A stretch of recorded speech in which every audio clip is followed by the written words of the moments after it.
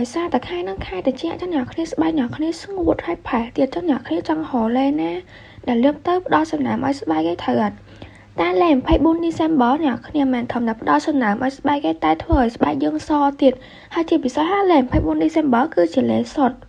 ហើយធ្វើឲ្យសម៉ត់ចេញពីខាងក្នុងមកមិនសព្រោះកកនៅលើស្បែកឯណាអ្នកគ្នាហើយសម្រាប់អ្នកគេដែលគាត់លាបដីអត់ចូលហ្នឹងគាត់អាចមកសាក់មួយលេ24 December បានហើយអ្នកគ្នាកាន់តែលាបកាន់តែសកាន់តែម៉ត់រលោងហ្មងអ្នកគ្នាលាបតាពី7ទៅ14ថ្ងៃអ្នកគ្នានឹងមើលឃើញស្បែកអ្នកគ្នាប្លែកគេហើយដោយសារលេហ្នឹងក៏ខ្ញុំប្រើខ្លួនឯងផ្ទាល់ដែរអ្នកគ្នាអញ្ចឹងខ្ញុំដឹងដោយសារខ្ញុំមើលទៅឃើញស្បែកខ្ញុំរៀងសប្លែកជាងមុនអញ្ចឹងអ្នកគ្នាចង់ដឹងទិញសាក់មកកំប៉ុងអ្នកគ្នា